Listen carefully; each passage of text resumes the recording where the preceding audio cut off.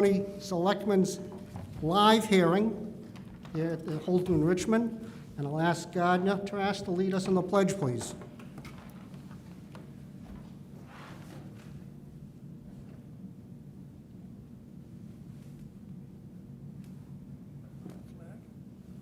Who's leading us? Who? I pledge allegiance to the flag of the United States of America and to the republic for which it stands, one nation, under God, indivisible, with liberty and justice for all. Thank you. Can we have a approval of the minutes from the last meeting, please? So moved. Second. Discussion? Hearing none, all in favor? Aye. Opposed, none, thank you. At this time, we'll start off with new public business. Mr. Bradstreet?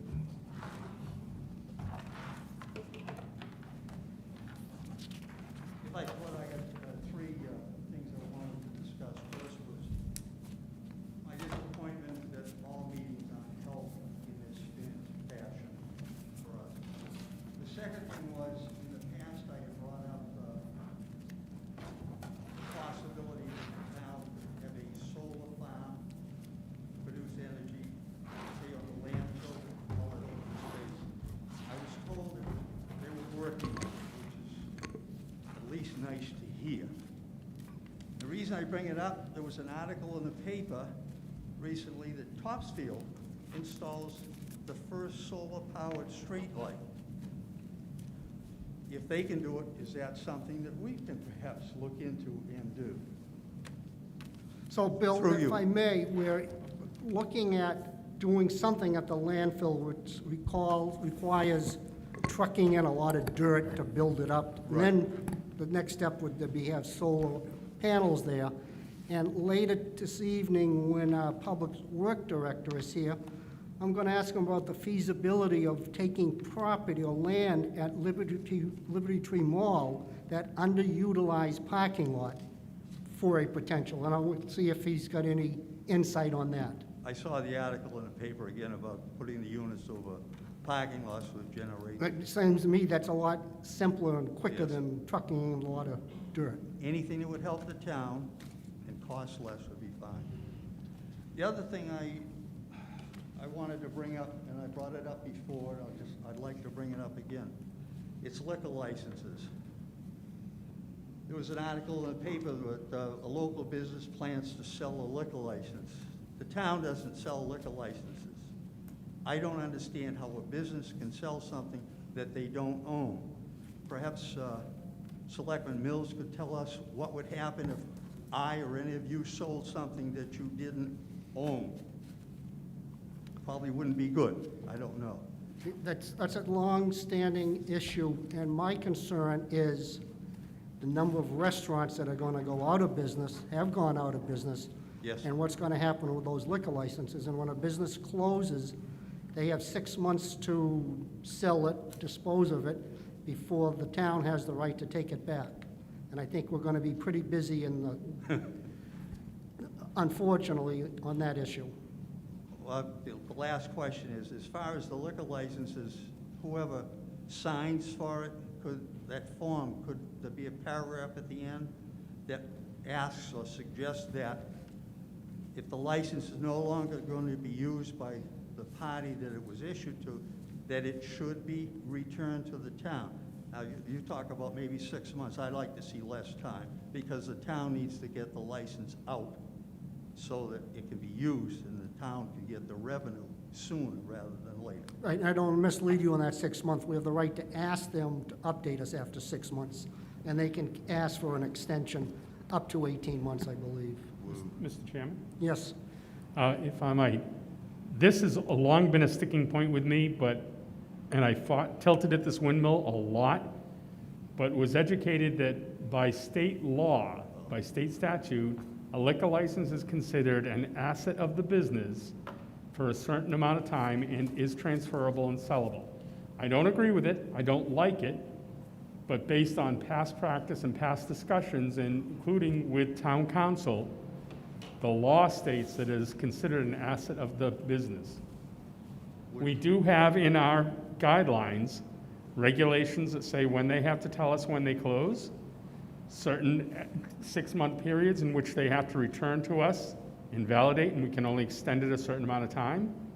But unfortunately, Bill, I've gone right down that path. I'm right with you that I don't believe it's theirs to sell, but state law has mandated it is.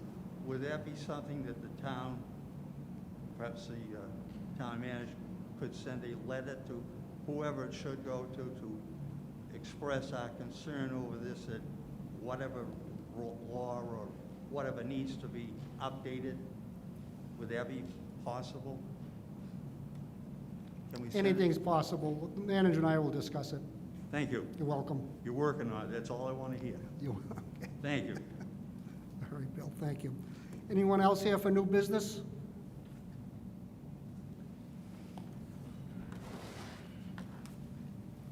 Please introduce yourself and briefly tell us why you're here. Hi, my name is Bill Christina. This is Catherine Christina. Live at 109 Village Post Road, Danvers. And we are owners of a modular home. And we're here to talk to the board about that home and the inspectional services for the town of Danvers. We've gotten to this point after 4 years. Excuse me, Ms. Christina. I would like you to briefly tell us what it is you want this board to do in relationship to all the documents that you have sent us. We're not going to try the case tonight. We're not going to take all that evidence that you've sent us, all the board members have Okay. received it.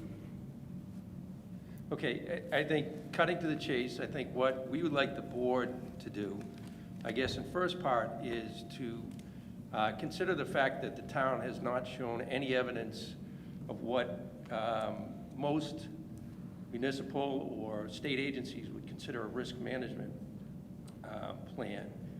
Throughout this process, what has become obvious to us is a lot of the decisions that have been made with regard to how to handle our situation have been made without proper investigation, without proper documentation, to the exclusion of the residents and the victims. We hadn't had a voice in how this would get handled prior to decisions being made. And to the exclusion of any information that didn't fit the intended outcome of the building department, which was to preserve its false pretense that our house was a state building and wasn't required to have the inspectional services, that the Massachusetts regulations, the International Building Code, and any other legal formal materials all say that this building department needs to produce. So the question, that being one of the first question, why does the town of Danvers not have a protocol when catastrophes have happened under its watch, massive, epic failures, and nothing is done to address the situation, to debrief, to gather the facts, to ensure documentation, an active plan with responsible individuals, and formal follow-up? That's a question, I think, that not just for areas of public safety, but any areas of risk. I don't understand how the town of Danvers could operate with no evidence of this happening. What happened to us has happened before. And I think for every area of risk in the town of Danvers, this has to happen. The path that the town of Danvers chose in managing or mismanaging our situation was because it limited information and it left huge decisions in the hands of the wrong people. Objective minds have to get to the table and discuss things openly, assure that there's accountability, and address the situations responsibly, because it only means that terrible things are going to happen again. It's what happened to us, and that's what's going to happen to another family. Denial is not a risk management policy, but it seems to be in Danvers. The collective denial about what's going on here is going to mean there's going to be more catastrophes. We are here because we tried to handle this discreetly, and we tried to manage this with the town. They shut us out. So it's 4 years deep we're here because we believe if this continues, there'll be other victims. And we have a duty Bill, to the other you don't have a victims. crystal ball. That's not a fair statement to make. Well, we're It's your here, belief, but it's not a fair statement to make. okay, we're here because we don't think the town has adequately addressed this situation and come up with a responsible approach to a very significant problem. So that's one thing that we want, and I think I'll leave my wife to ask the town for its specific request with regard to our own property. Thank you. Appreciate it. Thank you. I know you have some information on what happened with that modular home, but we got our modular home in August of 2016. We're interested in 2020. If I may, on Okay. May 7th, your husband called me and told me that he had a problem with that property, and the town manager and the building inspector wouldn't hear him out. On 5/8, he confirmed that in an email to me, and I told him I would speak to the town manager and find out how we can hear from you. I did tell you in May, we still had an election. We were dealing actually with a budget. We had a delayed election and a delayed town meeting, and I would be back to you after that time. In June, we were able to speak with our attorney for me to get the information I needed. Subsequently, we set up a Zoom meeting with you folks, Bill Bates, the town manager, our attorney, the building inspector, and myself. And we gave you, as you said, you had adequate time to present your facts and case to us. You spoke for, I think, an hour and 40 minutes. And at that time, I asked the town manager to find out what we can do for you in this situation, and to work with the town attorney and with the building inspector. On the 20th, you sent me an email that you couldn't wait for the town to do what we said we would try to do for you. You've sent out numerous emails, you resent the information that you sent to the town manager and the building inspector on February 1, 2018, you resent that. Just as a side note, you sent that to me in an old email. I never saw that until you just sent it out.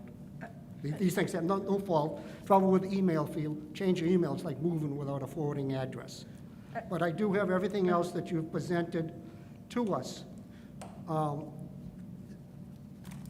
Chairman Bennett, we appreciate all your efforts in getting some communication. That February 1st, 2018 letter that was sent to the building inspector, Rich Maloney, to the assistant building inspector, David Harris, to the town manager, Steve Barther, to all of the Board of Selectmen at that time. It was sent by email and certified mail. And that letter of February 2018 was after a year and a half of begging the building department to perform its responsibilities and duties under the regulations, the building code regulations. Point of order, Mr. Chairman. Yes, You stated at the outset of the meeting the limits with respect to our tradition of having open mic, essentially at the beginning of the meeting, to state specifically what it is you request this board to do. I have been a lawyer for 52 years. You are pleading a case. I am not prepared to be a court or a judge to hear your case tonight. I request, Mr. Chairman, that you instruct these people, if they want something from this board, to say so. So when I go to sleep tonight, I am not questioning a lot of evidence that I don't understand and don't care to understand until I know exactly what they want from this board. That is the limited purpose of this opening. and that's what I suggested. You specifically tell us what you want. Okay, Chairman Bennett, I was just responding I know. to the communications, and that this isn't something new. It's been before the town, and we've been dealing with the town it's actually our fourth We year still want to know anniversary. specifically the action you So- want us to take. So, what we would like is for the building department to enforce the regulations that are clearly spelled out. the building regulations, 780 CMR 110. Don't repeat them all. Just R3. keep it to what it is you want us to do. Okay. Have the building inspector perform a duty. We want the building inspector to perform a thorough, full inspection of the modular home as is outlined in the regulations and to enforce those regulations. So we would like him to, one, perform a thorough inspection But and cite all code You want us violations. to force him to do that, is what you're asking? Well, we're asking the building department No, you're to- asking this board what we want, you want us to do. We know what you want the building inspector to do. Chairman Bennett, we're here to just talk to the town and address the fact that the building department has not enforced clearly spelled out regulations. I've sent them to you. I Mr. can- Chairman, point of order. I raised the same objection to this. What precisely do you expect from this board and the recitation of evidence, regulations and all? I have read all of that stuff and I don't need to hear it again, and it's not appropriate for this purpose at this time in this meeting. I ask that you re-instruct the speaker as to speak to the issue. The issue is the building department enforcing the building code regulations relative to our home at 17 Brattlesboro Road in Danvers, Massachusetts. Thank you. And It's that under that its is a jurisdiction. specific request, and I appreciate it. Mr. Trask, any comment, question? No, I appreciate that we've all taken time to look at various documents and understanding, and this is new public business, so the point of order would be that if this is something the town is not already dealing with and acting on and working on, and as you explained earlier, the town is actively working on resolution of a form that is both legal from the town's perspective and to the extent it can satisfy the applicant or the person presenting. I too don't think that, I think if the request is to ask the building inspector to go back out, that should be directed to the town manager, and that is the extent of what the board should be doing tonight. Thank you. Maureen? I agree with what Gardner says. Thank you. Bill? I agree with Gardner. Okay. So, Mr. Town Manager, the request is to have the building inspector go back out to that property. No, I understand that. Okay. Any comment? As you said, we spent 2 hours talking through the residents' concerns on July 13th. After that meeting, we did reach out to both legal counsel for the state. Attorney DeLuca did have a discussion with one of the chief prosecutors from the state agency that oversees this work on Friday. That was an instructive conversation. And we are currently waiting for a callback from the attorney who is in the agency BDR. Speak into your microphone, Steve. As of this afternoon, Attorney DeLuca is waiting for a call back from the attorney in the agency that has jurisdiction here. And we plan to ask them if they would like the town to be designated as the enforcement agent on this project. That is something that we're happy to do, but we are requesting that in writing from the state. And we have not had word back yet. So that's where we're at. Okay, Chairman Bennett, if I may just Yes. respond to that. The state met, the agency that he's talking about, the state met with the town back in November of 2018. Point of order again, Yes. Mr. Chairman. This is beyond the scope of the protocol and tradition of this meeting and contrary to your instructions, and I'm offended. The, She asked if she could respond. I asked if I could respond. If you don't, I mean, this is, I have to say, this is what we have gotten for That's right. 4 It's years. about blowback. It's just about putting a wall up and not listening to your residents. We have paid taxes for years for a house we can't live in. It goes, I know you don't want to hear the facts, we so I won't explain the understand that, and we facts. sympathize with you on that vein. You know what, with all due respect, for people, you haven't walked in our shoes. For people to say, oh, that's awful, oh, we know you're frustrated. talking. We're talking about a life-altering situation that we have dealt with every day because our public officials won't enforce regulations and perform the duties they were charged with. The law is clear. We are civilians. We don't have the right or authority to enforce regulations. You must then bring a charge against the town legally, because we cannot respond to that. So then we've tried to avoid suing the town for their failure to act. They have a duty to act. It's spelled out in a litany of regulations. The state has told us that they've repeatedly There's a disagreement on those regulations and who should perform what, and that's what we can't clarify. And you would need to find legal recourse to get that answer. Well, Chairman Bennett, the town just said, after our meeting, even though the state told them in November of 2018, almost 2 years ago, that our Danvers modular home that's sitting in the jurisdiction of Danvers, on Danvers soil, is not a state building. All we've been told by... Nobody's arguing that. It's not a state building, it's not a state project. And they've told us repeatedly, after we heard what the plan was from the town to ask if they had permission to enforce regulations, the chief prosecutor that we've been involved in said, this doesn't make sense. Is that in writing? Excuse me? Is that in writing? No, we've Then had we can't have- then no, that's it is hearsay. it is in It's hearsay. it is in writing that It's in the the regulations. state told the town in November of 2000, they were telling the town back in 2018 to service our modular home. They are the local enforcement agency that is spelled out in the regulations that it is their responsibility to inspect and to cite code violations.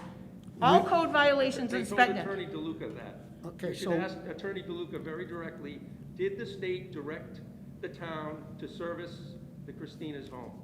And that Ask was him 2 yes years or ago. no. So 2 years later, we're at the same point that we were 4 years ago, where You're the asking building same inspector question over and over and over. is basically saying, it's a state building, I'm not involved. How is he not involved as the building inspector of a construction project in Danvers, on Danvers soil? It's the most ridiculous thing I've ever heard of. This board will take under advisement your request and get back to you. Thank you. I would ask Chairman Bennett that Bill Bates, who we've had the good fortune of throughout this horrific nightmare, to have his support as the Director of Constituent Services with Representative It's Spiliotis. duly noted that you have his support. We, No, you can't speak. okay.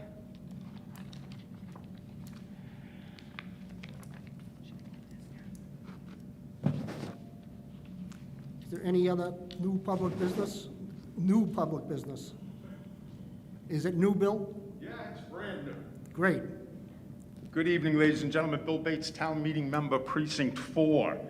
I am very concerned that the town of Danvers has serious problems in its building department. And I urge the Board of Selectmen to investigate what is going on in the building department that is not performing their duties as required by law. Very poor customer service in this town, the worst I have seen in 25 years as a town meeting member. Please investigate your building department. Thank you. Any other new public business? No, okay.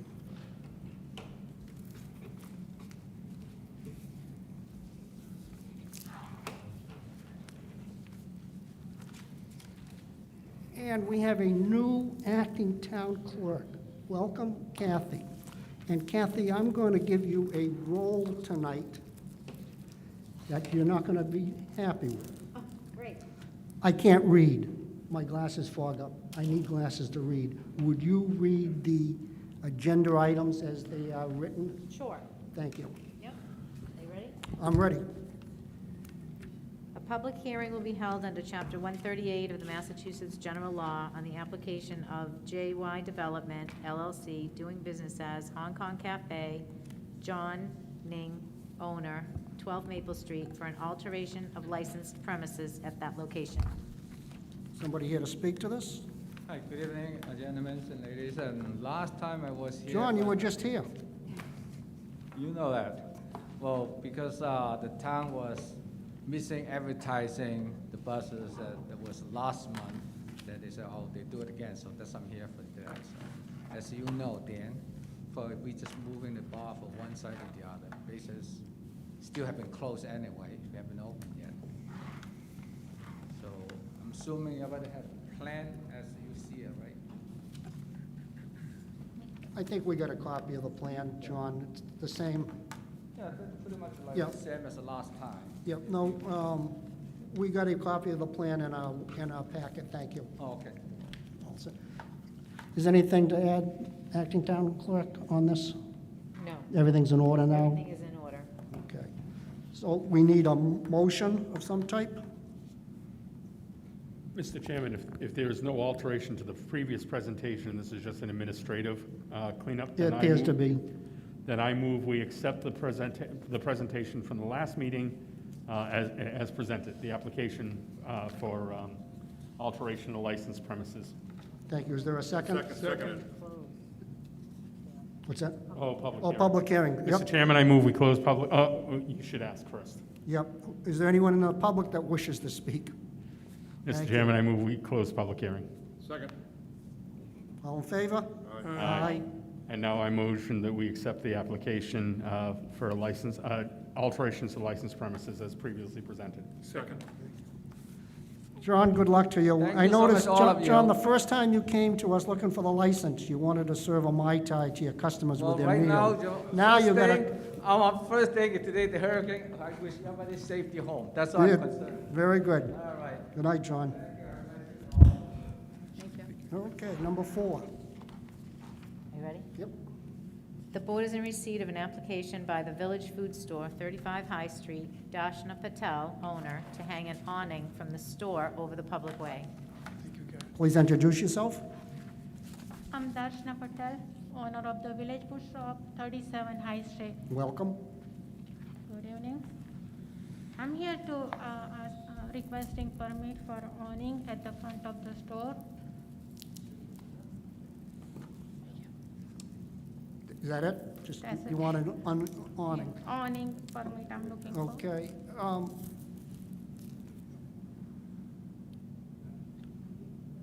Just one second, the town manager's in conference. Mr. Town Manager, this is before us because it's over the public way? Correct. And is it gone through ZBA to date? I can find out in. Did just you a moment. appear before the zoning board of appeals on this? No, because we used to have a awning before, when we had a 1997, when we had fire, and that time we took it off. And I'm just trying to put it back again. I'm doing renovation inside the store, updating everything.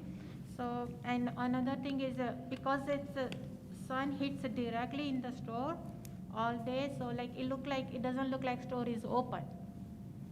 So, I don't know much, but customer are saying like if you put awning, it brings little Oh, no, you're lighting. correct. A sign is very important for a business to let people know that where you are and that you're in operation. So I'm in favor of this, but we'll let the board members ask questions. Bill?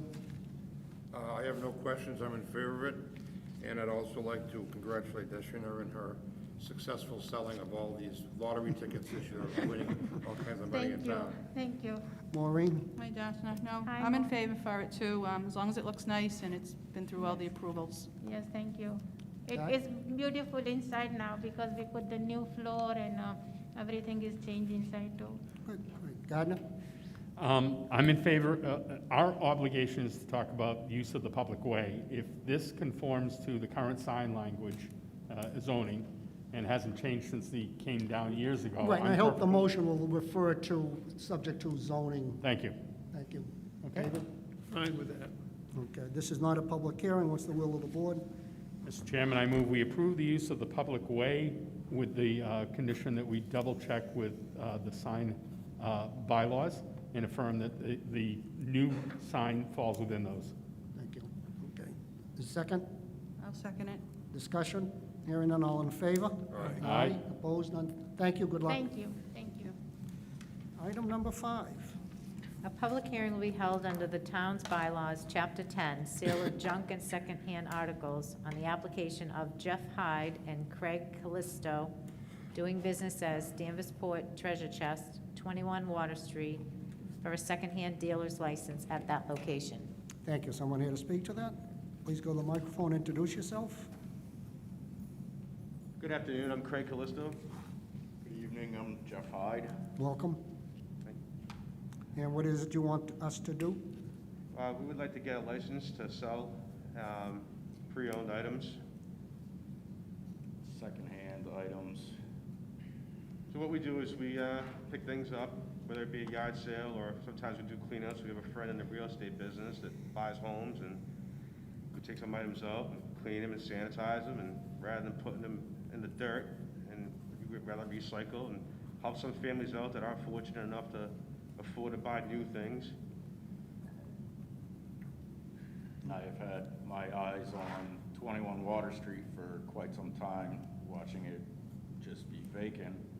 And I've reached out to the landlord, and we have the okay to start renting the property if we get approved for this.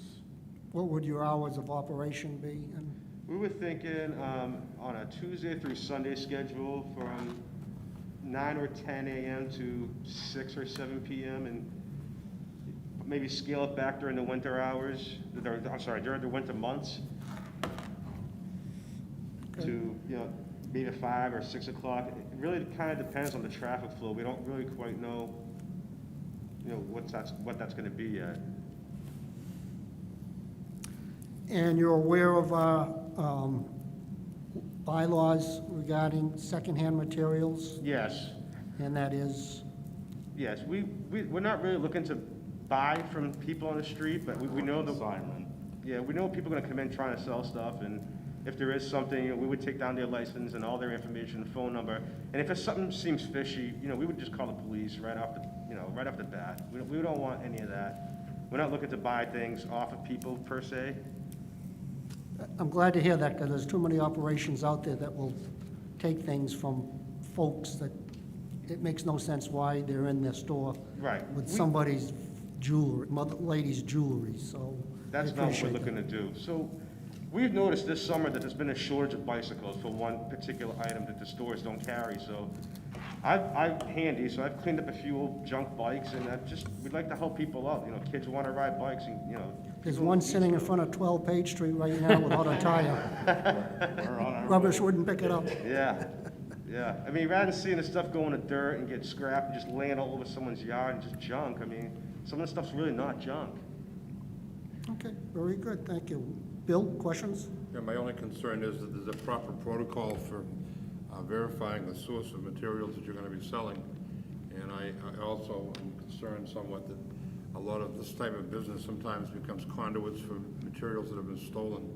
And I just want to make sure that you have a protocol in place that verifies the source of the materials that you've got, possibly even taking photographs with your iPhone or whatever of the materials so that we can justify them, because I think you've got to have a very close relationship with the police department with this kind of a business. Absolutely, and the last thing we want is any negative attention. We don't want, like I said, we don't want to buy items from people. And if somebody comes knocking at our door, and any type of suspect or anything like that, we're going to be right on with the police station. Great. What's that, Bill? No. Maureen? Yeah, I agree. I think it's good that you keep things like a log, spreadsheets, that if, say, the police do want to come in, if there was suspicion of someone trying to come in and sell something, naturally, you work closely with the police department. One of the things that we're going to do is we're going to have cameras on the doors, so anybody coming in, even speaking to us, we're going to be able to identify who they are. Hopefully, a couple facing the street, maybe a license plate, something like that. We will keep logbooks. If we do buy things, if we go to a yard sale, we're going to ask people selling us, hey, just write down everything we bought, how much we bought it for, I and think things of that's that nature. good. If it's something we find on the side of the road that's good, we'll take a picture right there in front of the residence where we got it. Great, no, that's good. Thank you. I'm all set. Gardner? Yes, so purchasing from someone and reselling it, whether it's in the store or outside, that's one thing, and I'm not particularly concerned about that because I hear your protections. I just want to confirm, you're not going to be offering loans against property. It's not going to be a pawn shop No. in that context. Not at all. We want to steer away from all that kind of thing. Very good. We don't want to help anybody out who's looking for, per se, a quick fix and need some money quick, and even though we could benefit from it, that's not what we want to do. That's not what we're about. Okay, so it's the purchase and resale only. Yes. Thank you. David? Nothing, thank you, Mr. Chairman. Thank you. This is a public hearing. Anyone in the public?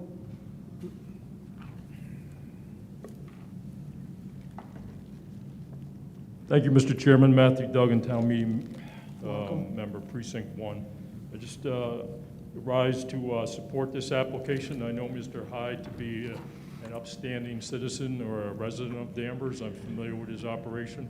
I think that issuing this license would satisfy a need of folks in Danvers and the surrounding area. So I think it would also fill that store that's been vacant there on the corner of Cheever Street, seems like for a number of years. Thank you very much. Anyone else? It's a public hearing. Make a motion to close the public hearing. Second. Was there a second? Second. Thank you. All in favor? Aye. Thank Aye. you. It's will of the board. Make a motion that we pass the request or accept the request of the application of Jeff Hyde and Craig Calisto, DBA Danvers Sport Treasure Chest at 21 Water Street for a second-hand dealer's license at that location. Second the motion. All in favor? Aye. Opposed? None?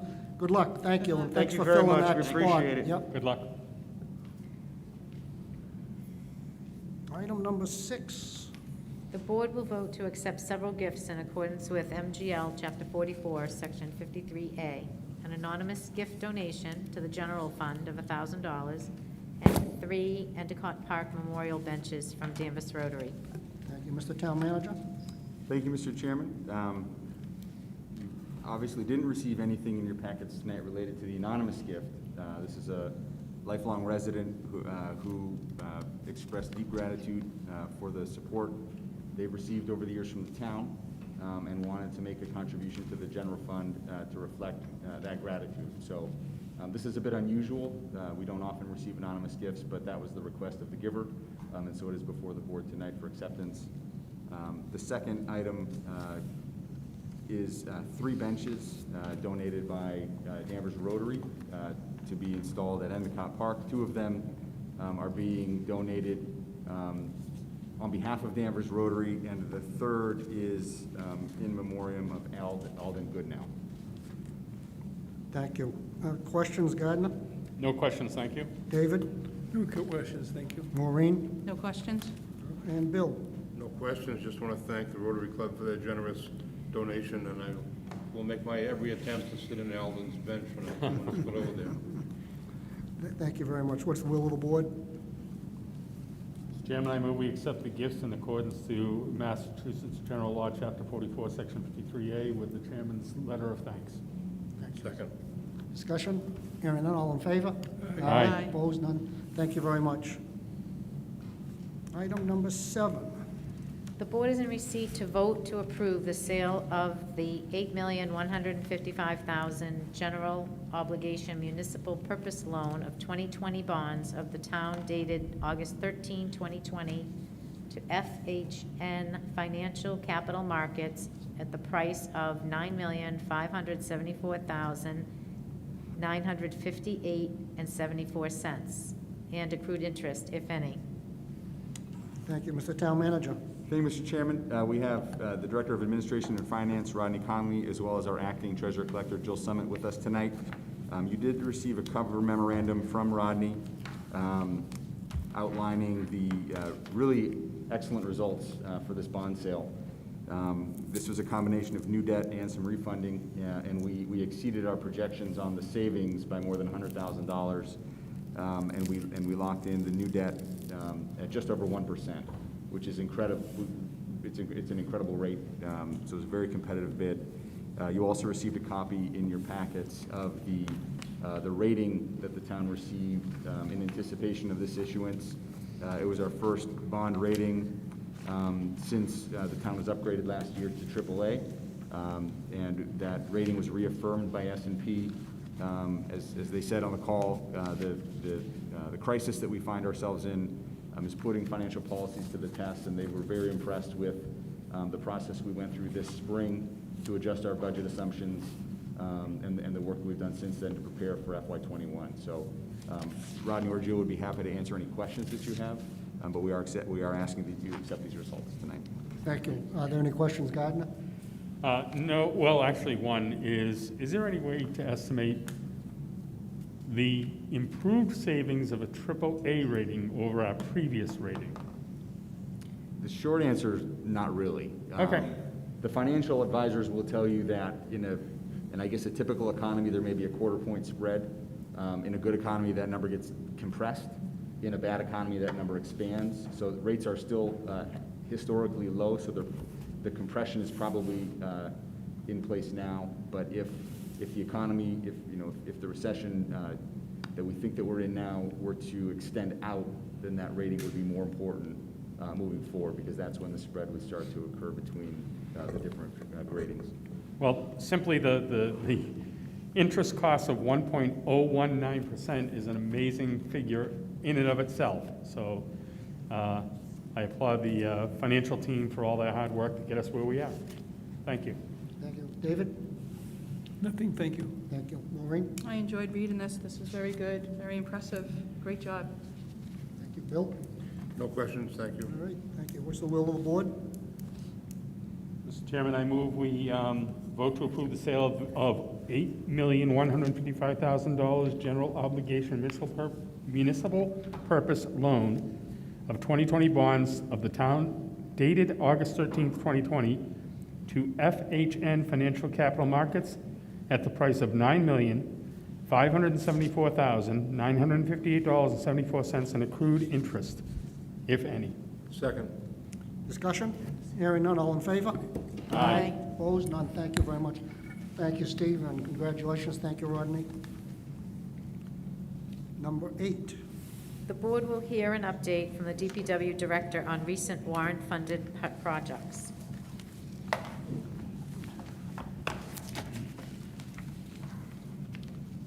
Mr. King, welcome. Good evening, board. As you can see, I'm not the director. I'm the town engineer for Danvers, Steve King. I thought it'd be best with a lot of these projects that are listed in the sheet that you should have received in your packets. The engineering division has a real intimate relationship with them. We've been involved with them for the past 4 to 5 years. We're involved. We have day-to-day tasks involved with seeing these projects from start to finish. So I thought it'd be best that I at least can run through these projects with the board and answer any questions that you may have. If we can, Mr. Chairman, I'd like to kind of just go through each of the 3 sections. You have a land use and community services, sewer enterprise fund, and water enterprise fund. It's at each end section. If you want to ask questions at that point based on those type of warrant articles, I think that would be best. It sounds reasonable, Stephen. Okay. Also, for people maybe listening at home or for people in the room tonight, we launched a application that you can access through your phone, your iPad, or your computer on the Danvers Engineering website, where you can actually see the progress of all these projects as well.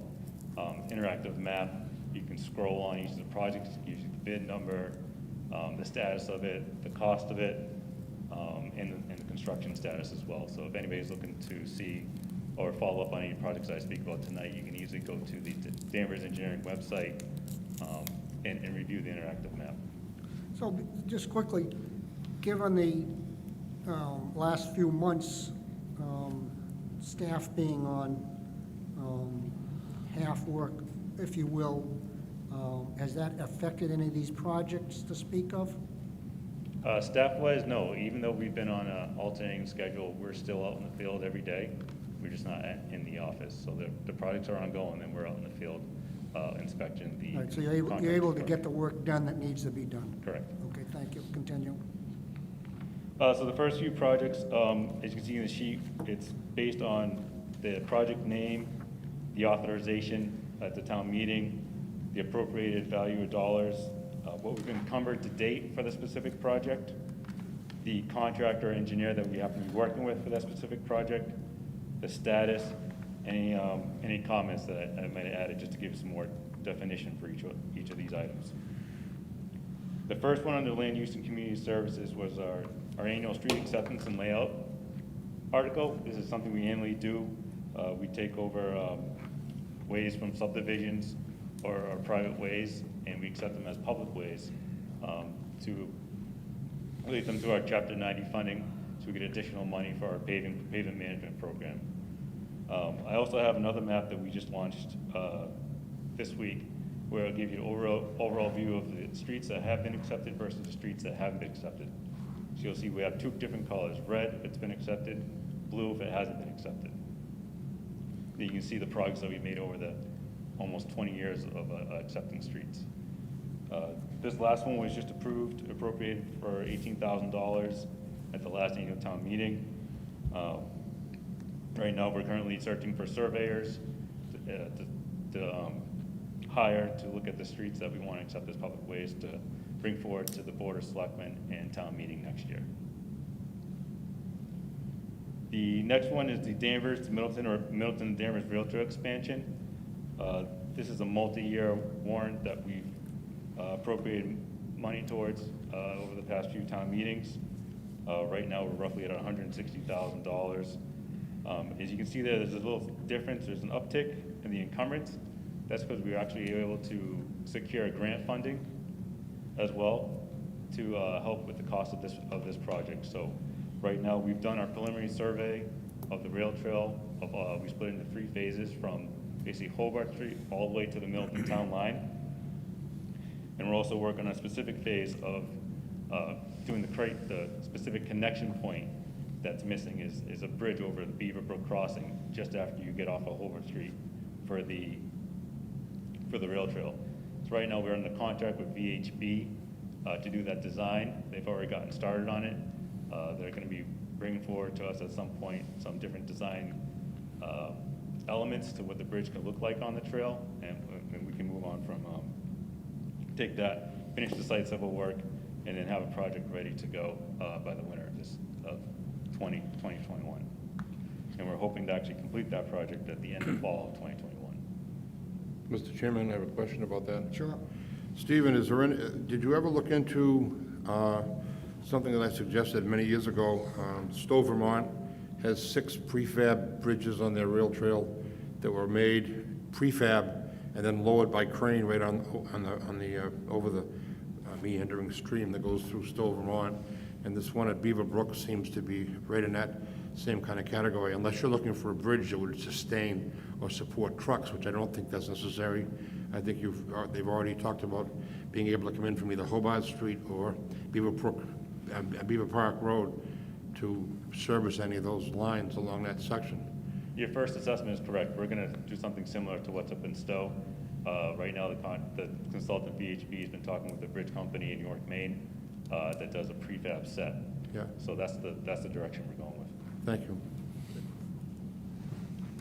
Next was the John George Park Crane River Shoreline project. That was basically an embankment stabilization to protect the marina at John George Park in the playground area. That was a multi-year warrant article. You can see we've appropriated just over $100,000 to that project. We've encumbered 67 to help with design services for that project, and we've been utilizing C.D. & Smith as our consultant. At this point, we submitted conceptual drawings and specifications to the Coastal Zone Management. They had a grant that was available for us to use. We applied for the grant, and we're hoping we'll be awarded that this September. We continue with the funding to proceed with more permitting and finalizing design for a bid of restabilizing the bank at John George Park. The next one is Brown Pond Contamination Removal. This was a multi-year project where the EPA assisted us with removal of contaminated arsenic soils from the properties that encompass Arthur, Fowler area and Purchase and Ash Street.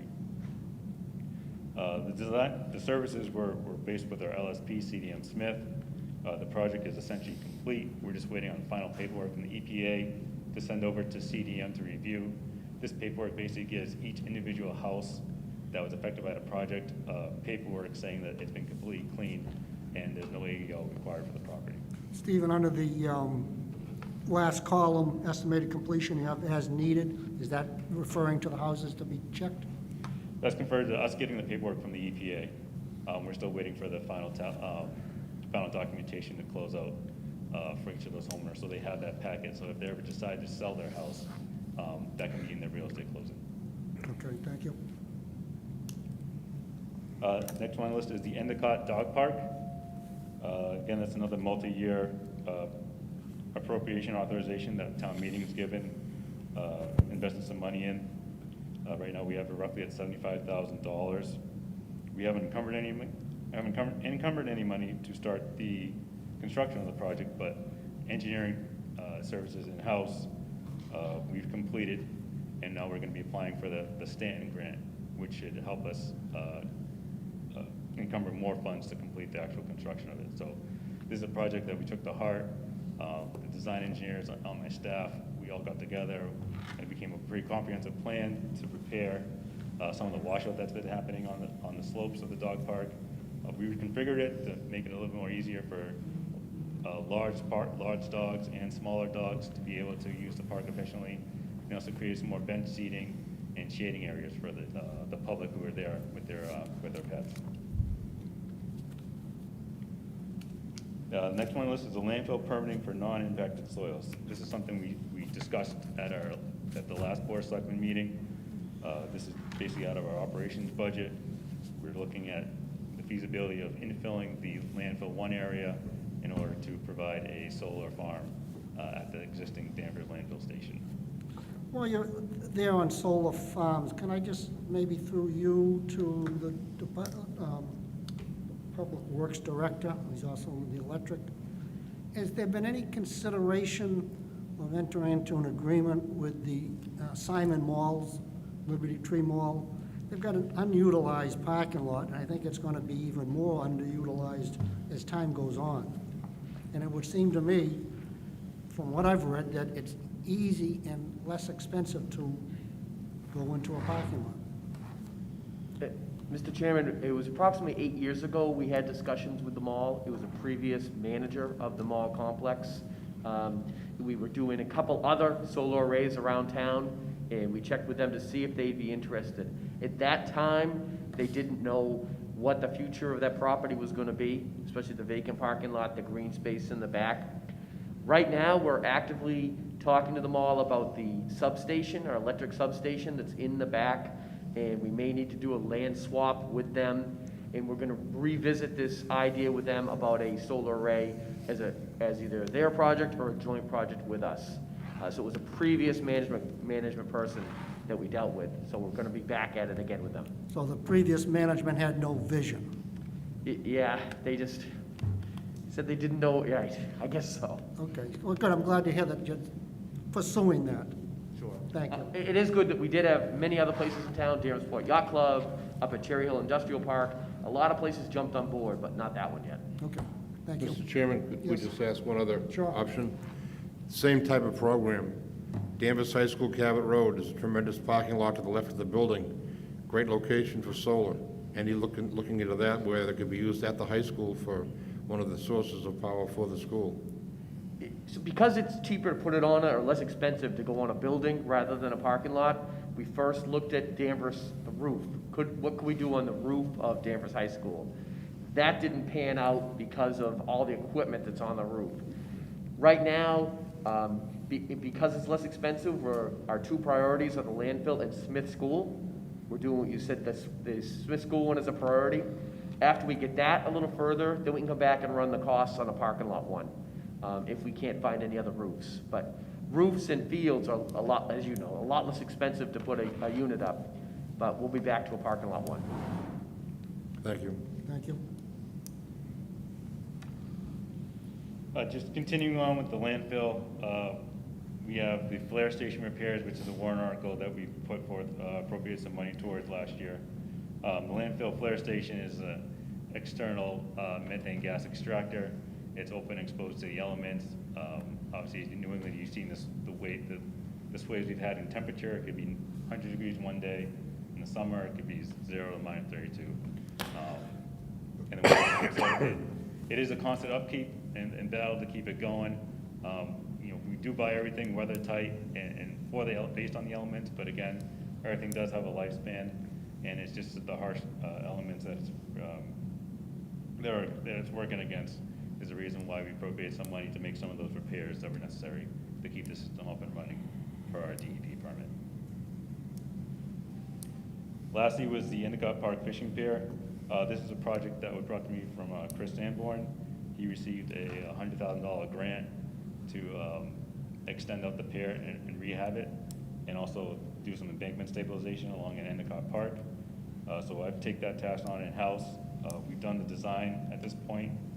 We designed the pier, we've designed the new banking, and at this time we're going to be bringing it to the Conservation Commission, file notice of intent so we can actually start the project, but that's one that we've been working on in-house. So that's the end of the land use community services. Open up to any more questions that you may have regarding any of the projects. We'll continue. Moving on to the sewer enterprise. The first four that you see are ones that were just approved at the recent town meeting in June. That is the wastewater facilities, the GIS, wastewater facilities Crane River, wastewater facilities Dike Court low pressure sewer, and wastewater facilities Greenleaf pumping station. The GIS Crane River and pumping station have not started yet. We are working on design agreements with our consultants. We're looking at cost, feasibility studies to see what we can do to best move those projects forward. The Dike Court low pressure sewer system, that is one that we designed in-house. That was ready to go prior to the town meeting approval, so we were waiting on the approval in June. Once we got it, I've actually had that project out to bid right now and advertised, and we'll be receiving contractor bid within the next few weeks. And we're hoping to have that project completed this fall for all the sewer work, and the paving will probably occur next spring. Moving on further with wastewater collection, the in parentheses CCTV and cleaning, that's closed circuit television, and cleaning inspection. This is a multi-year article that we've done annually. It's roughly $200,000 a year. And as you can see, we appropriated over the past 3 years $600,000. We've spent just over $336,000. We encumbered that. So we actually have a pretty good cost savings, the two projects that we already have going. So those are basically to help us and define the next areas to do our cured in place lining, our wastewater rehab. The West Street Force Main replacement project, which was also approved. This was for $113,000. We did this design in-house as well last year. We completed it just this past July. Right now, we're just waiting for final paving. So the project was completed, is on time, it was under budget. Worked with a good contractor. Our engineers were out there every day inspecting the work. We got a lot of good feedback from the residents that were out on the site watching the project as well. They were really impressed with the operations that we had going on. The next one is wastewater facilities maintenance pumping stations. This is one that was specific to 3 pumping stations that were in our capital plan that was put forth from CDM Smith to make some small improvements to keep their useful life beyond 30 years. And at this point, we've made a lot of good progress on making small changes and tweaks to the pump stations. We bought some spare pumps for them. We've done some cabinet control work, made some electrical upgrades at this point. And so there's remaining balance in there, and we'll continue to use that as the years go on to make improvements to those 3 stations. Next one you see is wastewater facilities maintenance, telecommunications. This was a switchover for communications because Verizon was cutting off the old telephone lines to our pumping stations that gave us the alarms if a pump had failed, if there's a high water event, or if the generator didn't fire on one of the backup systems. So we switched to, it's called Mission. It's kind of a SCADA-based system. It's cellular-based. So we can track everything by our phones or our iPads. It gives us real-time data on how the pumps are operating, how the generator is working. If we're having high flow events during rainstorms, we can see what the pump station is doing, and it charts all that information for us to see on a daily basis. So it's really good information for us to have as we're going through the process of looking to remove any II infiltration and inflow occurrence near these pump stations. Also based, so on the sewer enterprise fund, you see here drainage improvements, Phosphorus Brook. That's the brook that we've gone after past couple of years with appropriations to perform embankment stabilization. This is the large armor stones that you see being placed in the banks, because the banks have eroded due to the way the developer originally cut through the land to make the lots. They put artificially 90-degree bends in the stream. Obviously, that creates a lot of erosion during the high storm events that we have, like hurricanes and big storms. So right now, we currently have a project that was, we appropriated $1.35 million to that project. We got a great bid for it. We were just under 1.35. Contractors T Ford, they're right now, they're in progress. They're in the brook working today, this week, and we're hoping to finish that by the fall of this year. And that would be the second phase of the project that's completed on time and under budget. Next one you see is 7 Canal Street Water and Sewer Building, one I'm sure you guys are all familiar with. That was a multi-year warrant articles. We've appropriated just over $3 million for that, for the purchase and sale and the construction of the new building, and also upkeep to the existing garage facility. At this point, all the work's been completed as far as vertical construction, and engineering is tasked with doing the final grading for the paving, the new curbing, and any utility upgrades that need to be made as far as drainage once you plan out where the curbing and paving is going to go. So that's our next task. Wastewater pump stations, Endicott Chalet Court. This was a 2018 article that was put forth to the town meeting, which was approved for $1.64 million. This was going to be in conjunction with the proposed Denny's redevelopment off of Endicott Street near 128. There was a road which was laid out by the Mass DOT called Chalet Court. We were actually going to move the pump station from underneath Endicott Street to over to Chalet Court in an easement. Due to some determination of some, I call it impacted soils that we found there, we got extremely high bid prices for the project, and we decided to pull that back off the shelves. Instead, we actually hired another consultant to see if we could do anything in-house and do some retrofitting to the existing pump station. So we were able to change the Endicott pump station from a dry pit vessel system to an actually submersible wet well with new pumps and rails and electronics and new cabinet. So we were able to do that for just over $75,000. We did spend some money on the design, which is still plausible moving forward. If the Denny's development does move forward, we do have a design in place that we can use and to utilize to go back up the bid if that development takes over, because they will need a pump station in order to pump their sewer from those units out to our main line on the street. The next one was the Wastewater Collection Maintenance CIPP, that's cured in place polyliner. This was Article 29, May 2017. This is our 5-year program where we appropriate $4 million over the course of 5 years. So that's roughly $800,000 every year. Right now, we're just over $2.5 million in encumbered funds for the projects. We've completed 3 phases. We're working on our 4th phase right now.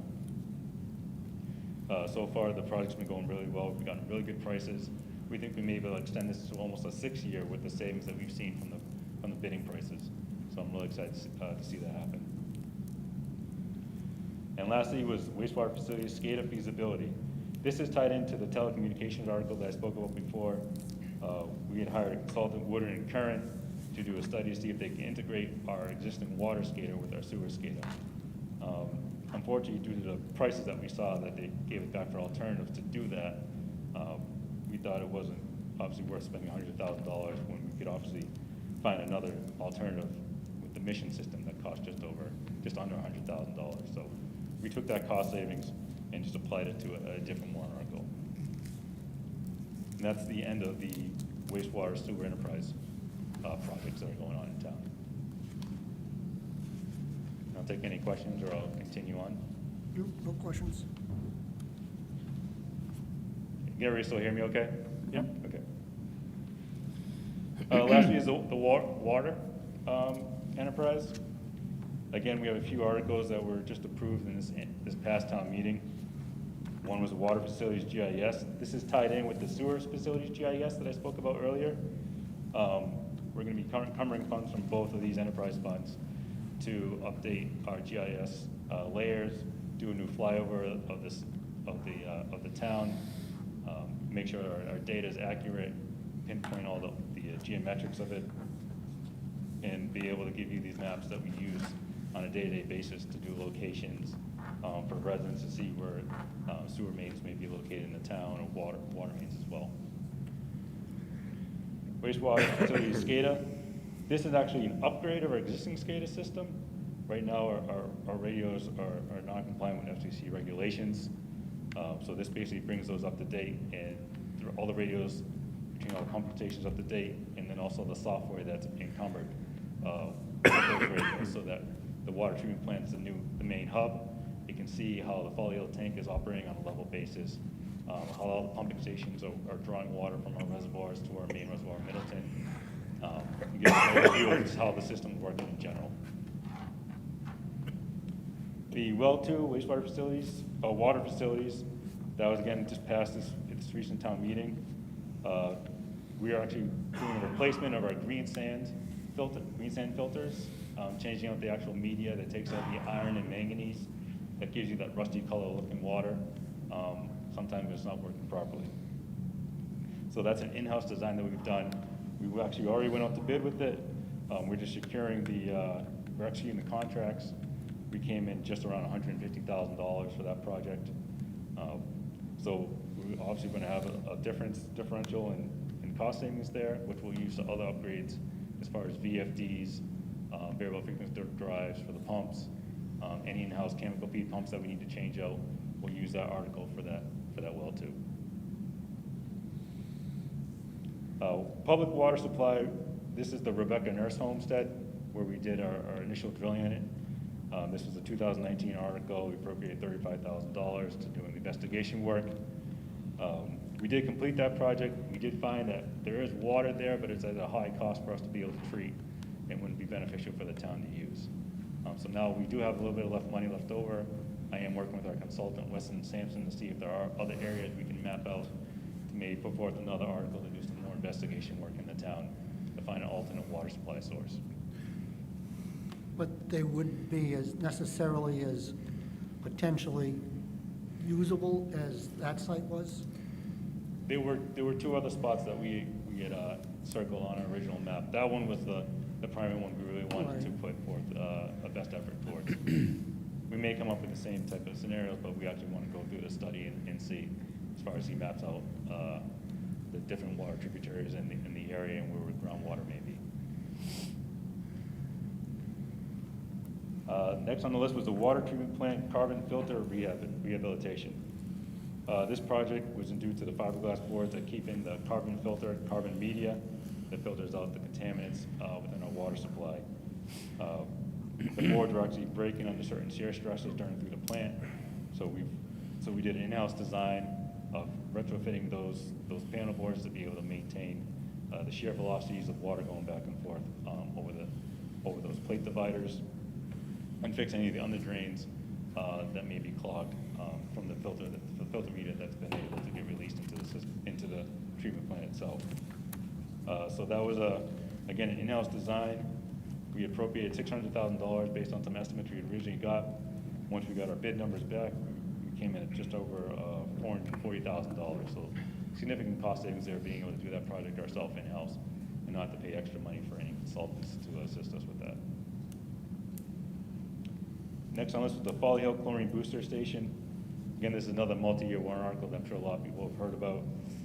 This is to help increase our supply or chlorine residual at the end of the system without going and creating byproducts of chlorine. The project was bid out just this past winter. We actually did start construction before COVID hit. Due to COVID and the current demand of our water system, we actually have pushed the project off to starting again back in the fall of this year, finishing up spring of next year. And that's because we had to take the actual Folly Hill tank offline to do the work. And that requires working a week to 2 weeks worth of time for that tank to go down. So it's just over 4.5 million gallons of water. It's a crucial water supply source for us at night.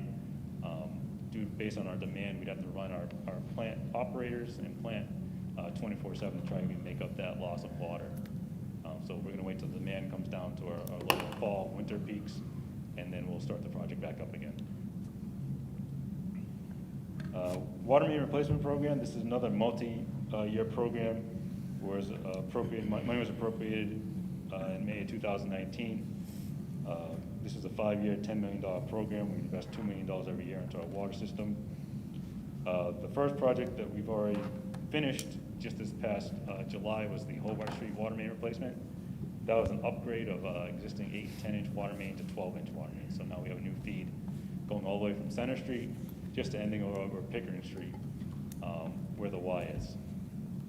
Again, that was a great project that we had a consultant assist us with, both the design and the inspection services.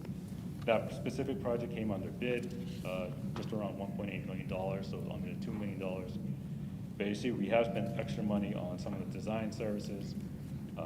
We paid some of the funds towards the water main break that was on 114 this winter, which will get transferred over to another fund later on, so that you'll see that number come down if I was to do a second update.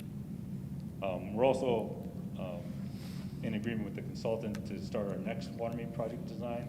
That's on Andover Street, Route 114, basically going from where the CarMax is all the way to the PBD line.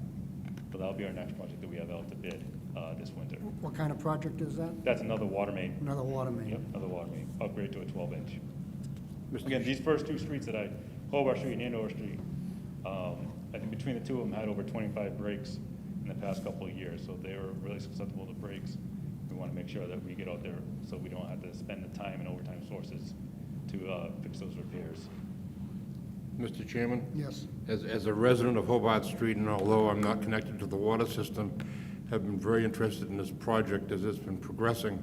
I want to commend not only the town, but the contractors that were involved, both with the water main replacement, and they're currently finishing up the gas replacement because that was shut off because of the COVID virus. They lucked out starting early with the gas. They've done a great job with the water, and they've gone out of their way to try to keep the road as open as possible. It's impacted my business dramatically this year, but we've always had access one way or the other, and they've gone out of their way to make sure that that happens. And I want to thank you, David, for the cooperation for that contractor. They've been outstanding. They come to you quite often as a resident, and they're willing to be very, very reasonable and work with us, and I really appreciate that, and I hope that they continue the same vein with other projects as you go through the town. I think this has been a very big success, and you're going to have a much better upgrade, better distribution, et cetera, and hopefully not 8 more water breaks in the next 10 years.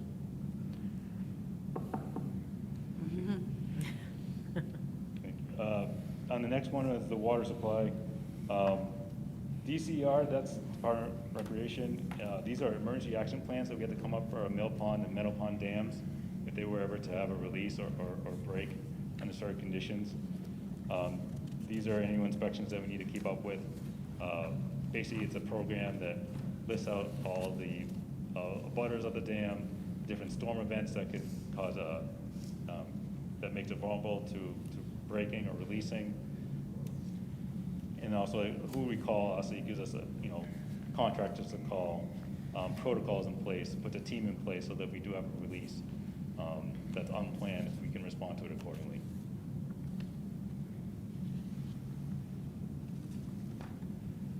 Another water main replacement program, Mass Ave and Green Street. This is approved, appropriated in May 2018. Both those projects are completed. To date, Mass Ave has been installed, water main's been installed, and it's been paved. Green Street water main is part of the Green Street Water Booster Station, has been completed. We're just waiting for final paving, which will happen probably next spring. Again, another Middleton Pond and Southeast Dike inspections. Those are, again, dam inspections we have to perform on an biannual basis to make sure that we're taking care of them, that we don't see any failures potentially in each of the dams. So they're on a recurring schedule every 1, 2, or 5 years, depending on their classification. we need to go and perform an inspection on those dams. The Swan Pond Pump Station, this related to our Swan Pond Reservoir that's located in North Reading. This was an existing station that's a vacuum priming system, draws water from the reservoir by force main over to the Middleton Pond Reservoir where it's treated at the water treatment plant. Currently, this project is underway. We should be having our initial startup of the pump station in the next couple of weeks, and that project will be completed. We've had small deviations in the contract price, just some unknown circumstances that arise at the station, but overall, the project's been a success. The Green Street Water Booster Station, related to what I talked about earlier on the Green Street water main.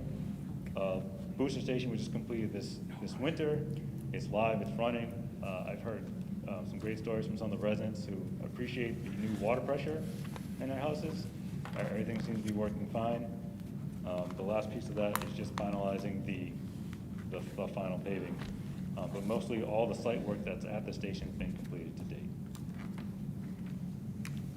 The long-range water capital plan, this is an article that helped us get to the point of being able to identify the streets on our 5-year spending program.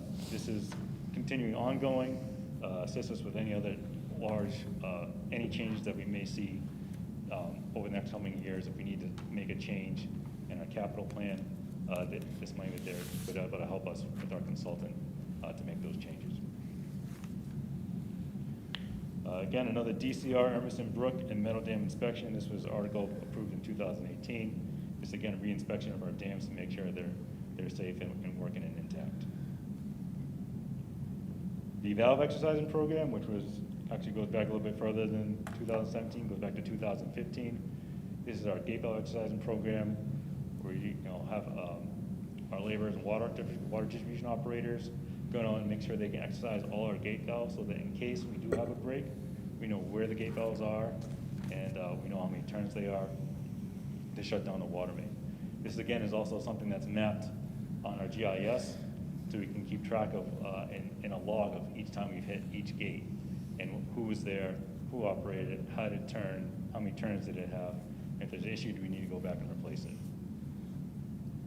Mr. Chairman, I have Yes. a question on this issue also, which is one of them dear to my heart. What percentage of our valves have we exercised over the past 4 years? I don't have that figure on me right now. Do you have it? So they're in the low 80s. It's between 80 and 85% of our valves that we've exercised, gotten on there. And they have been doing repairs of the ones that have broken along the way. We've used both some operational funds and some of the funds on this. We're trying to save this article for the streets that we have coming up. We have some streets that we know are going to be trouble. The Water Street area, the port area, the ones that we haven't done. We're expecting a lot of breaks down there, and they'll be costly breaks. So we're kind of saving this money up and trying to use the operation budget as much as possible for those trouble streets. But we're right in the low 80s on where we've gotten around town so far. Okay, I have an observation and a question.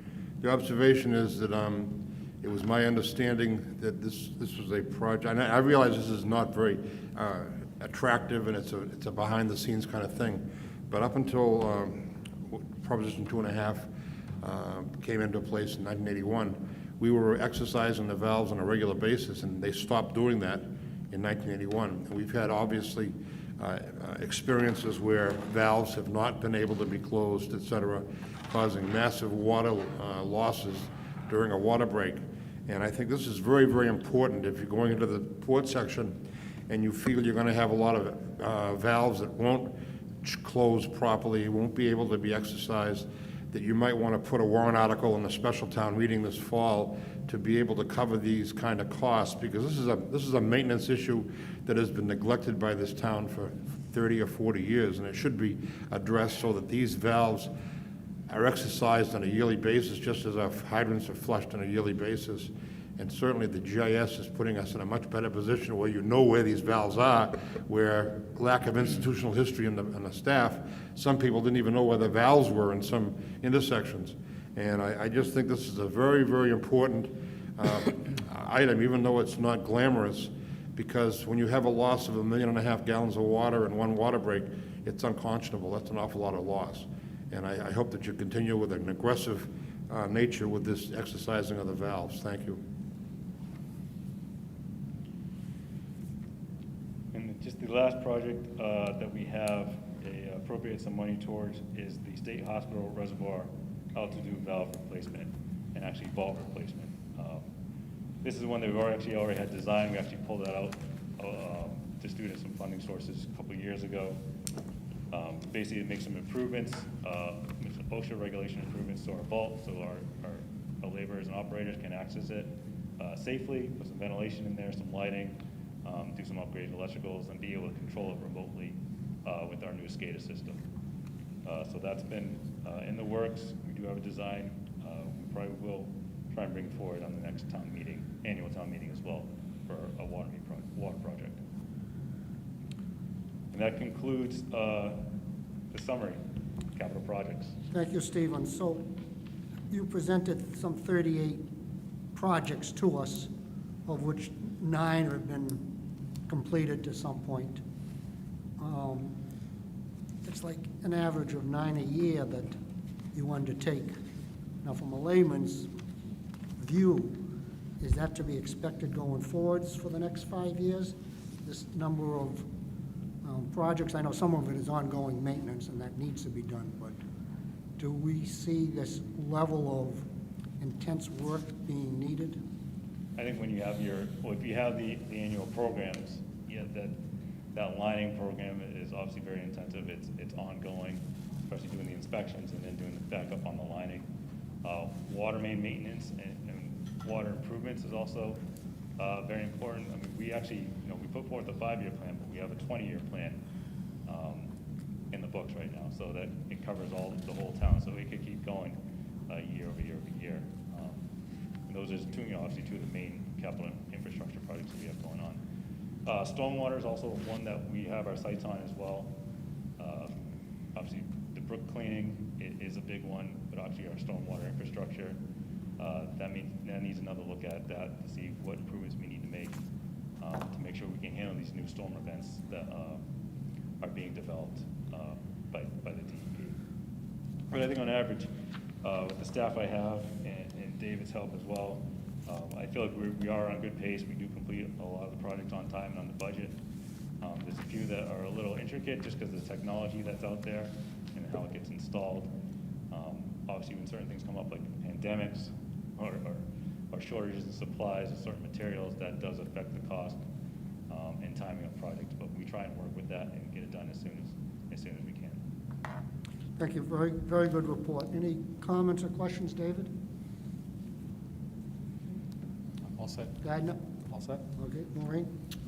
Steve, I think very good, you and your team. I mean, you've been busy.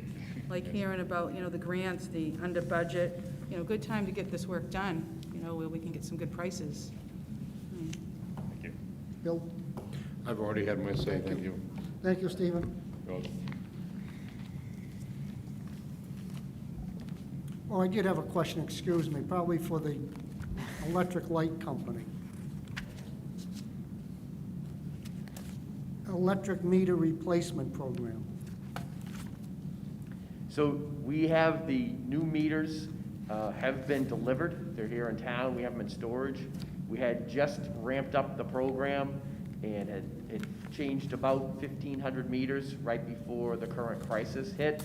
And we've had to put it on the back burner, unfortunately, because of staffing. And that's what you told us the last time, so it's Yeah, still so on the right back now, burner. line crews are still on an A/B shift. We're on office. So right now, we don't have our seasonal help. Our staffing's back. So that's one that right now, we're only replacing the ones that are failing.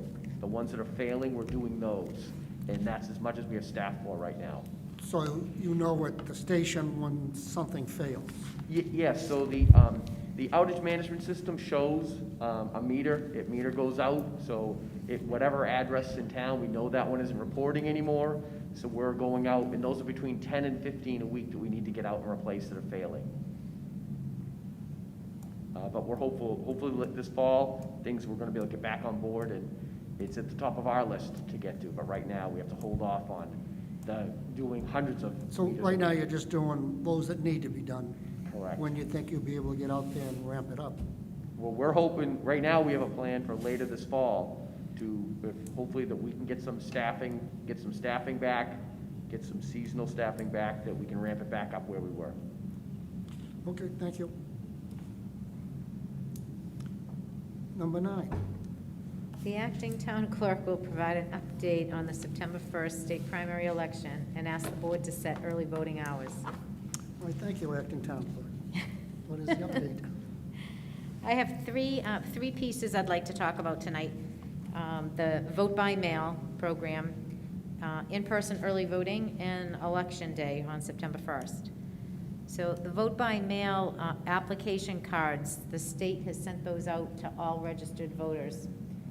So everybody's got that card in hand.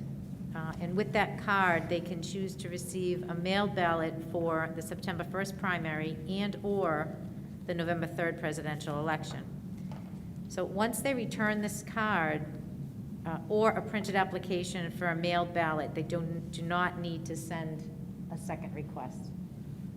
So we've gotten some calls where they had originally sent in an absentee ballot or a vote by mail application, and then they got the card in the mail from the state. So they kind of felt like they needed to return the card too, which is generating extra work for us because we're trying to eliminate duplication where multiple requests are coming from the same person. So the other thing that we're seeing with those applications coming back is that if a voter is unenrolled, they need to designate which ballot they want for the September 1st primary. So as we've gone through, we've gotten about, to date, I think we're looking at 3,500 as of today, and we're getting probably 300 to 500 more coming in every day. That's requests for the mail-in ballots. That's those voter cards, yes, the registration application card for the ballot by mail. 3,500 so far. So far, that was, as of yesterday, and then I picked up another 500 today at the post office. And those have to be returned by August what? I believe they have to be back, the deadline is the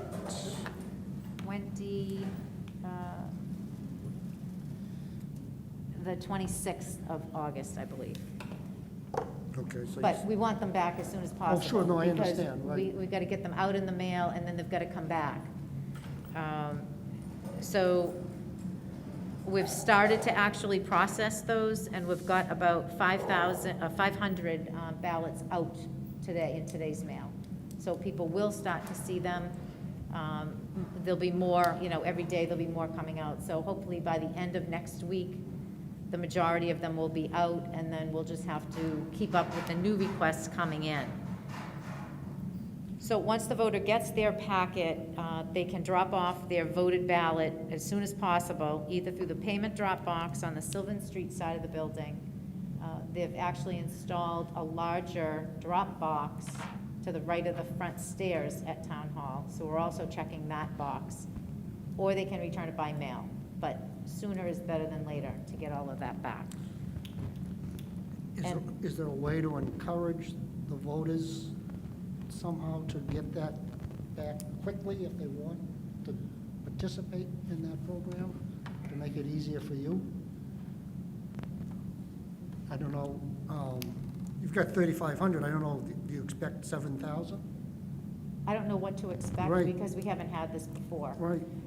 But if I look at, and you can't really even compare the vote by mail to early voting, but the presidential election in 2016, we had 7,000 people come and vote early in person. But every election is different. And I think the vote by mail application cards have made it very convenient for people to just check a box, throw it in and wait for their ballot to come, which isn't a bad thing, but we have nothing to compare to. The good news is that we can't get more than 20,000, because that's about how many voters we have. So we know there's a ceiling. Good luck, and thanks for the. There's a number. The other thing I want to talk about, in-person early voting, for the primary is going to take place from Saturday, August 22nd through Friday, August 28th. And we're proposing Saturday and Sunday hours, which would be the 22nd and the 23rd, between the hours of 9 a.m. and 2 p.m. To be held where?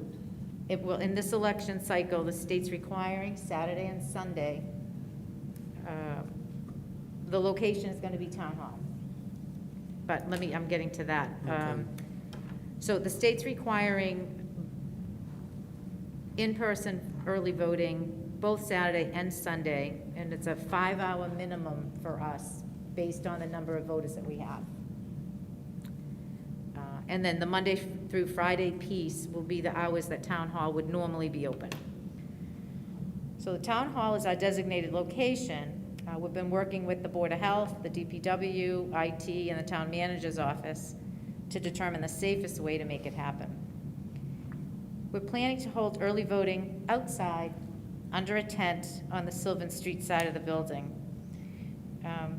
And we were able to order 3 electronic poll pads to help expedite the process of checking in early voters. So that's going to be a good way to test some new technology that might help to move things along a little bit quicker. Any questions on the early voting piece? Nope. Anybody? Good luck when it rains. It's a big tent. We'll see what happens. Dan, Yes, David? excuse me, Kathy, I was trying to write down the dates. This is really, I'm having a hard time here. Could you specify again the dates that you're asking the board to, I guess the board is to approve this? Well, the dates for early voting are set by the state, so we have no option on the dates. It's the time that we're looking at. So we have to have a minimum of 5 hours on Saturday and Sunday, the 22nd and the 23rd. We could certainly have more than 5 hours, but I don't see where that's necessary. So what are the other dates for town hall voting, in addition to the 20th? Okay, so the 22nd is the first day, that's the Saturday. So we have the 22nd and the 23rd, and then that whole next week. So the 24th is the Monday, and it's gonna go till Friday, the 28th. And those hours will be the hours that town hall would normally be open. But it's not technically open, and so we'll have the tent. Thank you. You're welcome.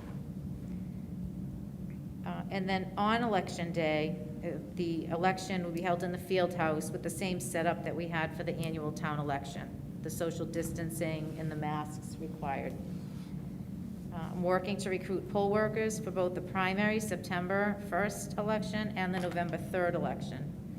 So if anybody has people that are interested, they can contact me directly and I'll kind of tell them what's involved with that.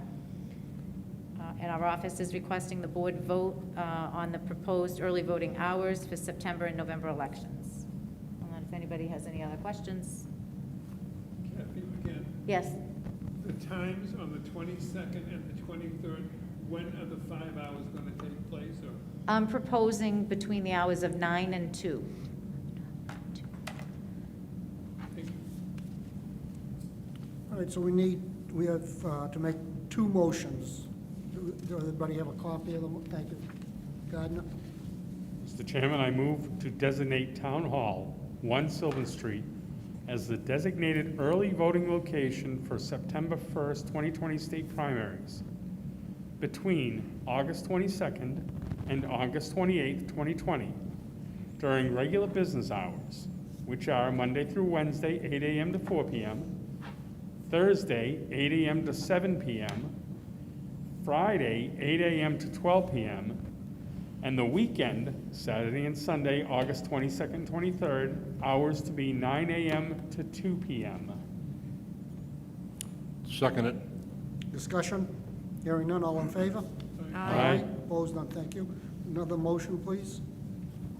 Mr. Chairman, a motion to designate Town Hall, 1 Sylvan Street, as the designated early voting location for the November 3rd, 2020 presidential election between October 17th and October 30th, 2020, during regular business hours, Monday through Wednesday, 8 a.m. to 4 p.m., Thursday, 8 a.m. to 7 p.m., Friday, 8 a.m. to 12 p.m., and the weekend, Saturday and Sunday, October 17th and 18th, and October 24th and 25th, hours of 9 a.m. to 2 p.m. Second.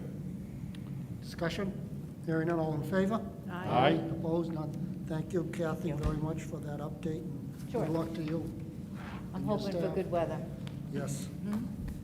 Gorgeous. Thank you. Number 10. Oh, sorry, hold That's on. okay. Let me get back to my microphone. The board will discuss the upcoming fall meeting schedule. Mr. Town Manager? Thank you, Mr. Chairman.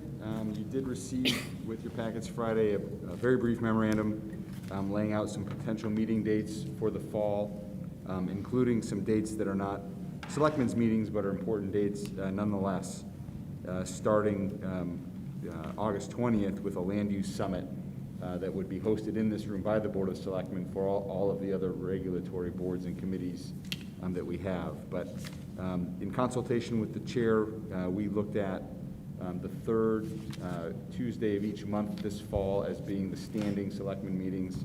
And of course, we would always have the option of meeting on the first Tuesday if necessary. The third made some sense because the first Tuesday in September is actually primary day, which is complicated. And given the November 16th special town meeting that we're working backward from, those third Wednesdays aligned pretty well with the schedules for the planning board and eventually the finance committee as part of that process. Did you say Tuesday or Wednesday? Tuesday. Tuesday, thank you. Sorry. So we're proposing a August 20th land use meeting between various boards here. That invitation has gone out. This room is available for that. It would be a meeting, and I was going to mention that under the manager update, but David Fields and Aaron Henry from the Land Use and Community Services Department, Rich Maloney from Inspectional Services would be providing an overview to the boards on some demographic trends, some permitting activity that we've seen, and then a preview of some of the work that's underway right now for the fall town meeting to get some feedback on that. Okay. And then we're proposing September 15th, October 20th, November 17, December 15. Is that correct? That is correct. Okay. Board members, is that agreeable? Mr. Chairman, I'm wondering why we're only doing one a month. I would think it would be easier to schedule two a month and not have a meeting. It's easier to cancel a meeting than try to pull one together. Scheduling wise, people make commitments, so on and so forth. I can understand during the summer we have a slowdown in activity that allows us to do once a month with the opportunity to have others.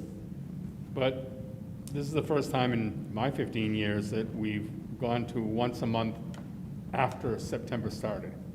My preference would be to have two scheduled a month and then determine if one can be canceled in that month based on volume. We also have some logistical timeframes for applications that we have to respond to within a certain time frame. And I'm just expressing a preference that I would prefer to have two on the books. So if I can offer a compromise, that we add the first Tuesday of October and December, which would be October 6, December 1. Those 2 months with the other two, because we have elections in September and November, and rather than juggle everything around, I'd rather not do two.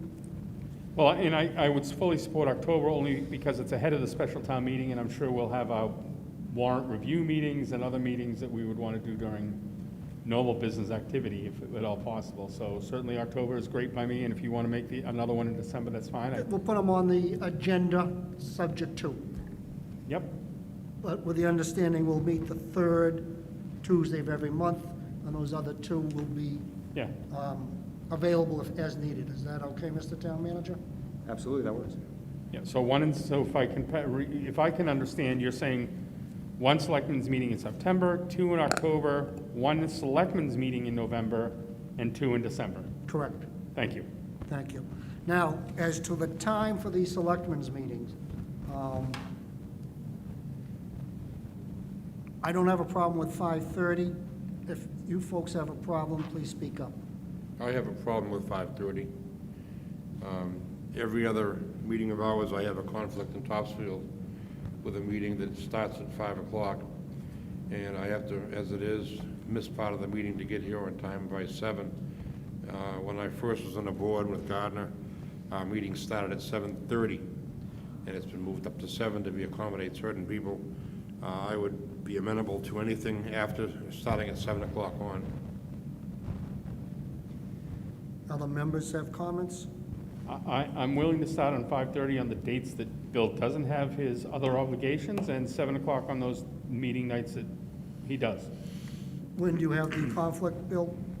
It's on the third Tuesday of every month. So it's, okay. I'm with Gardner too. 5:30, 6 o'clock. If Bill has a conflict, then we can have the later meetings. David? Preference? It's all good with me, I'm retired.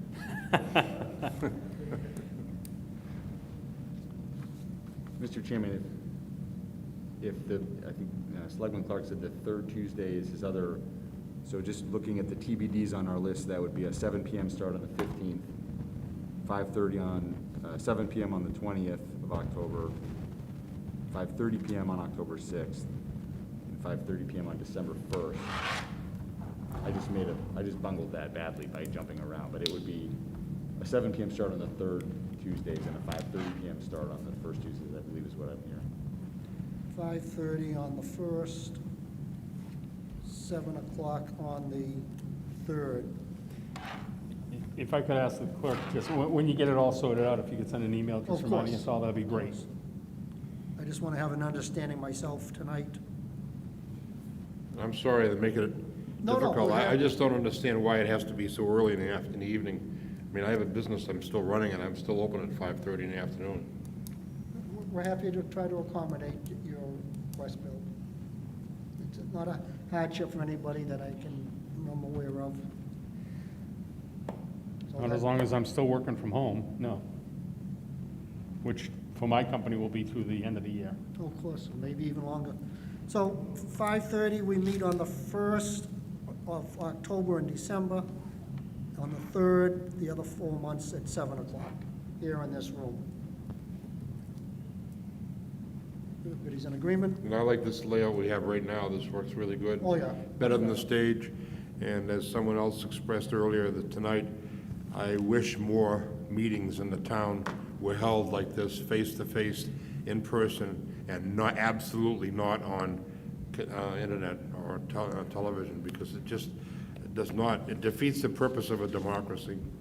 So, to the layout, I did ask that they bring the tables down here, much easier. I would suggest these seats be spread out. So we can accommodate more people at safe distance. You have plenty of room to slide out. I think this Don't come any closer, no. I think this will work fine for the balance of the year. Okay. Number 11. The town manager will report to the board on various items of interest. Thank you. Mr. Manager? Thank you, Mr. Chairman. I find them interesting. I hope you do too.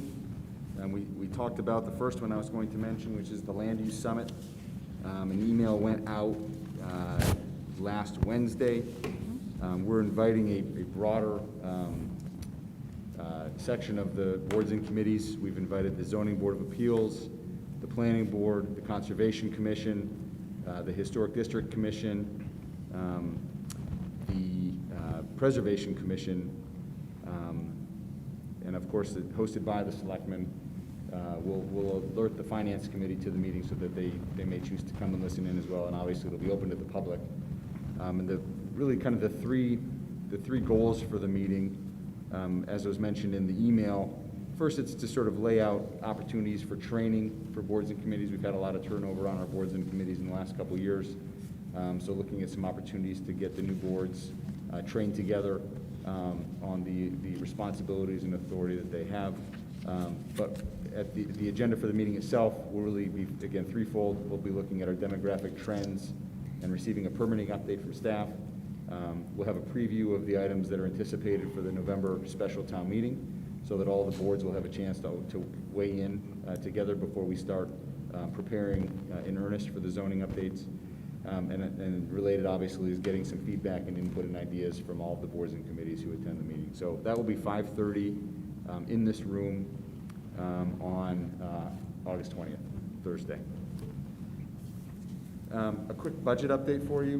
We did, as you probably all saw last week, the state has agreed to level fund state aid for next year. That's obviously good news for us. We were anticipating in the budget that was passed at the end of June around between a 7% and an 8% reduction in state aid. This is welcome news in part because we already know that we're probably going to see somewhere between $100,000 and $200,000 in pilot payments that will not be made this year due to hardship of those organizations making the pilot payments. We had to draw down an additional $400,000 from our debt stabilization as part of this budget. And of course, local receipts, room tax, meals tax remains a major concern going into the fall. So having the state aid piece in place is welcome news and really helpful as we start the fiscal year, but obviously we still have a lot of headwinds that we're facing as we go into the fall. Quick update on the 12 Sylvan Street, the building across from Town Hall. The town of Danvers has access to some funds through the CARES Act to be used to battle the global pandemic that we're facing. We've used some of those funds to date to buy personal protective equipment. We've used it to cover some overtime costs associated with responding to COVID. But just recently, the Director of Finance Administration received permission from the state, from the Department of Local Services, to use some of our CARES Act money to make improvements to that building across from Town Hall, which has been on our long-term, it's been a long-term goal to be able to use the front portion of that building as satellite office space. We have overcrowding in Town Hall, and in particular this fall when we think about how to safely bring back all of our staff at the same time. This has presented an interesting opportunity. Public Works Director, the Director of Inspectional Services, the Buildings Inspector all went and walked the building last week and came up with a list of must-do items to get the front half of that building lit up. So this is a unique opportunity right now to use some of those one-time funds to make some improvements to this building. So I'll be able to update you more on that as we move forward. Some qualified, very exciting news. As you recall, this spring we opted to forego the hay barn project at Endicott. We met in June with the state to seek permission to reprogram those funds to pursue the first phase of the rail trail expansion, which we've been talking about now for a couple of years. And just last week we got a tentative go-ahead from the state to do that. So staff is actively working on completing the documents necessary to do that. We had a call yesterday. Maureen, the new liaison to the Trail Committee, Paul McNulty, the chair of the Rail Trail Committee, and Stephen King, who's not here, but Aaron Henry, myself, Georgia Pendergast met on Zoom to talk about this and milestones and process moving forward. So you'll start to hear a lot more about this in the weeks ahead, but that's really exciting news. Not a done deal yet. We still have to get the paperwork approved, but they've given us the green light. So that's the direction we're heading there. Quick personnel update. As you know, Bob Pyburn, Fire Chief, retired earlier this year. We conducted an assessment center for both Deputy Chief and Fire Chief. We did that in this building downstairs earlier this summer. We anticipate getting the results of that assessment center back within the next couple of weeks, at which point we'll be interviewing. We had 4 captains and the Deputy Chief sit for the assessment center. The captains all took this assessment center for the positions of Deputy and Chief, and the Deputy Chief obviously took the assessment for the Chief So I expect that by the next meeting, those interviews will have been completed, and I should be able to report out the results of that. Something the chair and I discussed between meetings, the management compensation plan is something each fall we normally go through as a group, where all of the members of the management team will have established several goals and objectives at the beginning of the year that they plan to pursue during the year.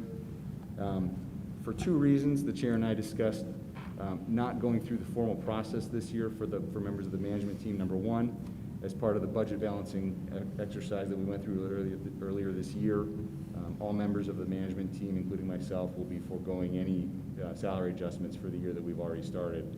And number two, all of the goals that we had set out for ourselves last fall took a hard turn in March when the pandemic hit. So I will still be reviewing, and department heads will still be reviewing, progress toward those goals as we prepare for the fiscal year 21 process. But we won't have the normal plan review as we do in years past for the management team. My contract requires an evaluation, so I will be providing materials at the next meeting so that the Board of Selectmen can still conduct my performance evaluation.